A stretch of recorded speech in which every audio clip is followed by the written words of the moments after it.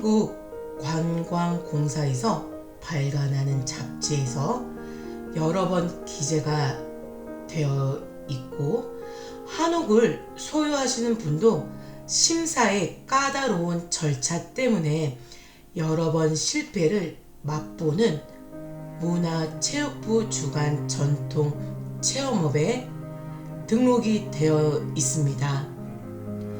보성군에서 문화재 등록도 권유받았던 보성군 등락면에 위치한 귀한 고택은 첫 번째 명당 자리인 박실 마을에 자리 잡고 있고요.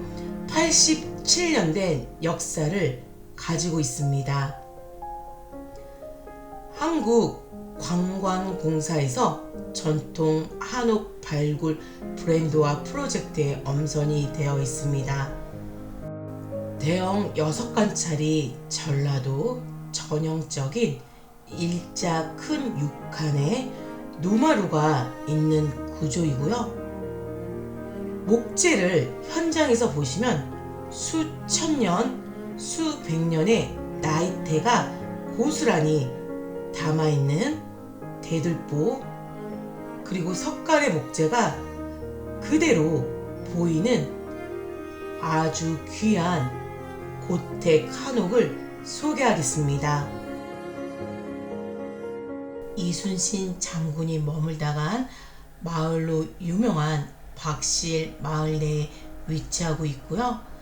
마을 초입부터 오래된 담벼락 위에 얹은 100년 가까이 된 토기와 담장이 보이는데요.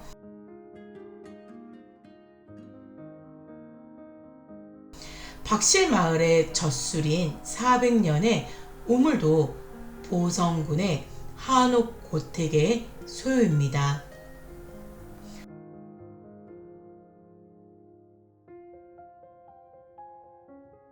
(5m) 정도의 폭으로 넓은 지적도상 도로 코너로 인접이 되어 있습니다.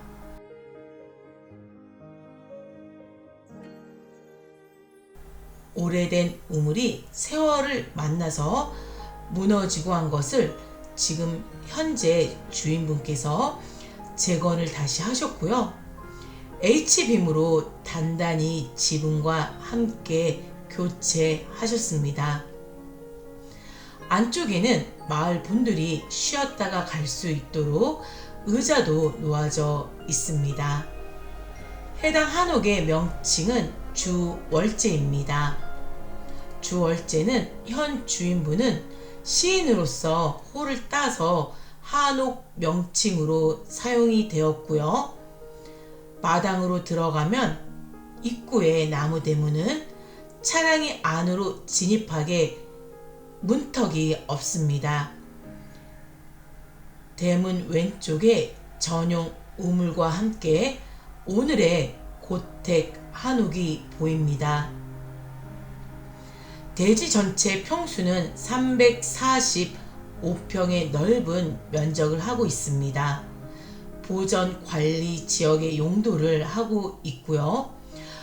고택의 히스토리를 살펴보면은 며느리를 위해서 시아버님이 3년을 걸쳐 우리나라의 최고의 목재를 사용을 해서 1937년에 건축을 한 87년의 역사를 가지고 있습니다. 중간에 긴 공백기에 주택만 덩그러 있는 것을 2017년에 지금의 현 주인을 만나서 기존의 원형을 살리되 한옥의 불편한 점을 개선을 해서 7년간 전문가를 뛰어넘은 명인들이 만들어낸 작품이라고 합니다.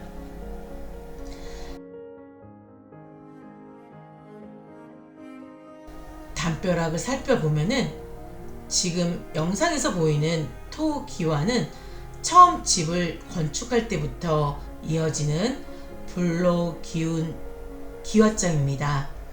100년 가까이 되다 보니 낡고 깨진 부분이 있습니다. 하지만 이것이야말로 세월이 주는 집의 가치가 될 것 같습니다.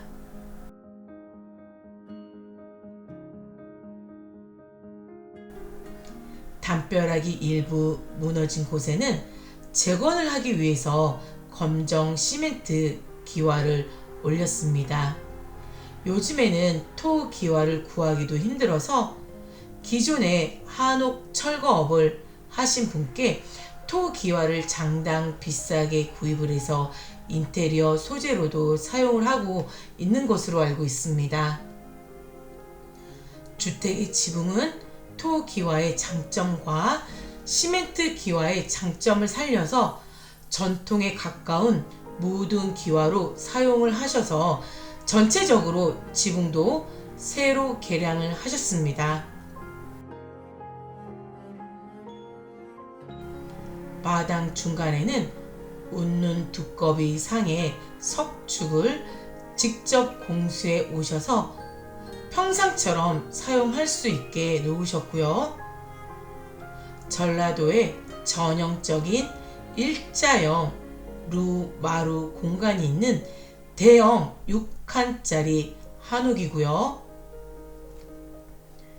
기단은 왕족이나 권위 있는 집안으로 사용을 했던 세 벌대 이상을 사용을 하셨습니다. 한옥의 주로 이루는 골격인 목재인 대들보나 석가래 기둥은 처음 건축을 할 때 사용을 했던 소나무를 그대로 유지를 한 채 필요한 부분만 개선을 했습니다. 흔히들 사용을 하는 오일 스텐, 화학 오일은 전혀 사용하지 않고 오로지 정기적인 오칠만 하셨답니다. 이렇게 나무 상태가 훌륭하게 잘 되어 있는 것을 보면 현 주인분의 정성이 그대로 묻어나는 것이 보입니다. 세월을 알 수 없는 나이테가 그대로 대들보와 석가래 보이고 있습니다. 전기 배선도 전통 한옥처럼 석가래 노출과 동시에 외부로 전기선을 가로지르게 노출을 시켰고요. 한옥의 전기 노출은 리모델링 하시는 전기 전문가도 힘든 부분이라고 합니다. 하지만 이런 작은 부분에서 전통적인 것이 그대로 느껴지는 것 같습니다. 오른쪽 끝에 루마루가 있습니다. 며느리를 위해서 편리하게 사용하기 위해서 높낮이도 낮게 만들었다는 루마루는 손님이 오시면 사랑방처럼 옹기종기 모이는 거실처럼 사용을 할 수가 있고요. 수영이 잘 잡힌 소나무와 푸른 마당을 보면서 차 한 잔 드시기에도 적절할 것 같습니다. 전혀 못을 사용하지 않고 짜맞춤 기법으로 사계의 맞춤이 그대로 보이고 있습니다.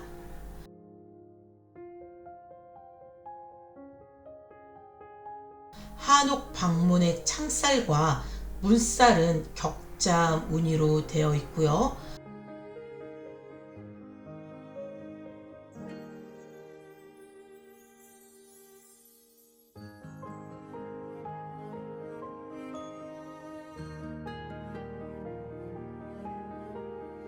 저는 왼편부터 내부를 살펴보겠습니다.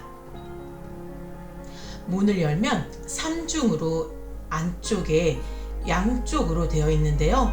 벌레가 안으로 들어가지 못하게 양쪽으로 방충망 문과 더불어 전통 창호지 문이 더 있어서 냉난방에 효율적으로 만드셨습니다. 지금 보시는 방은 황토방인데요. 석가래 안에 황토로 모두 하셨습니다. 저는 우리 옛 황토는 적절한 모래를 섞고 집을 섞어서 시공을 하는데요.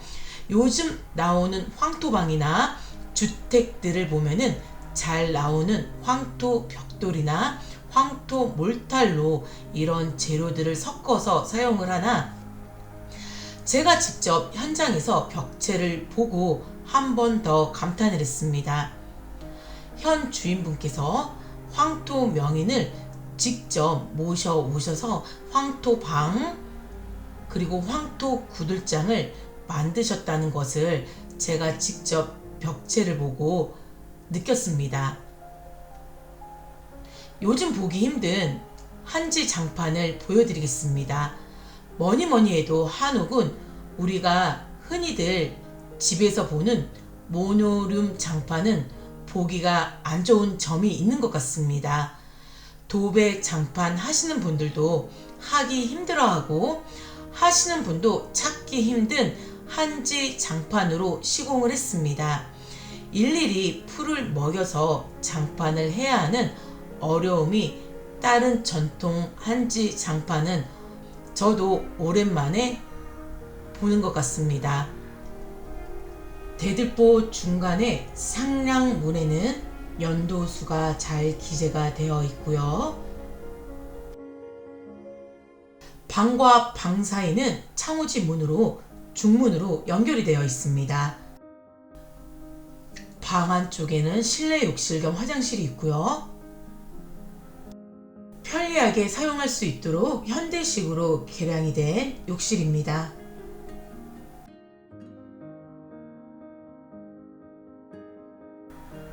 바로 옆방에는 주인분께서 시인이기 때문에 지금 현재 글을 쓰는 작업으로 사용하는 서재방이고요.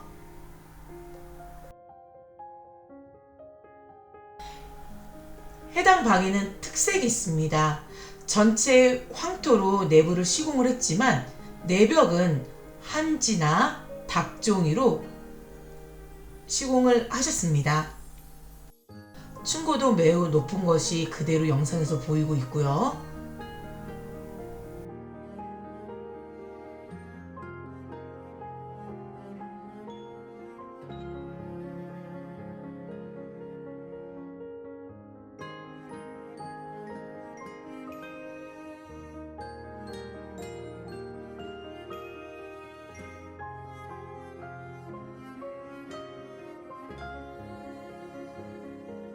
저는 일부러 루마루로 돌아서 안쪽으로 들어가 보겠습니다.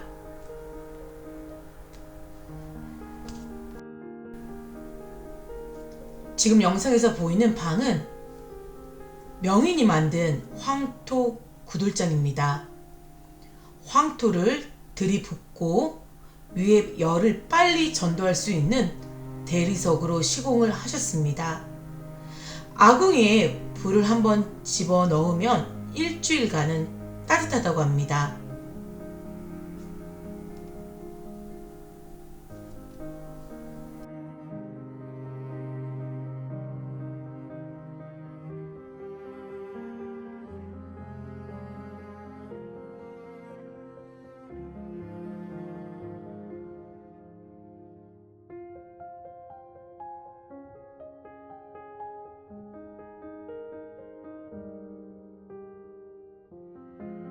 구두방 뒤쪽으로 가보면 아궁이가 있는데요. 양옆으로 아궁이로 사용할 수 있는 나무도 많이 쌓아 놓으셨습니다. 바로 뒤편에는 이렇게 불을 쉽게 놓을 수 있게 요즘으로 개량된 아궁이가 보이고 있고요.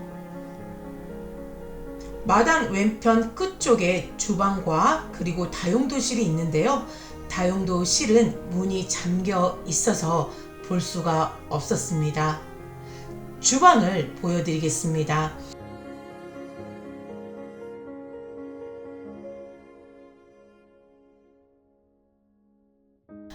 주방 맞은편에는 싱크대가 설치가 되어 있습니다. 냄새나는 음식은 밖에서 할 수가 있고요.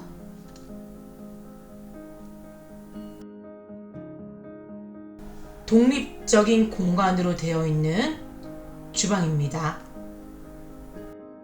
새로운 매수인께서 숙박업인 스테이, 한옥 체험업, 감성 숙소로 운영하실 때 문 옆에 있는 다용도실 공간과 더불어 무인 시스템으로 카페나 아니시면 전통 찻집도 같이 무인으로 운영이 가능할 수 있을 것 같습니다. 각각의 독립적인 공간으로 분류가 되어 있기 때문에 가능한 것 같습니다.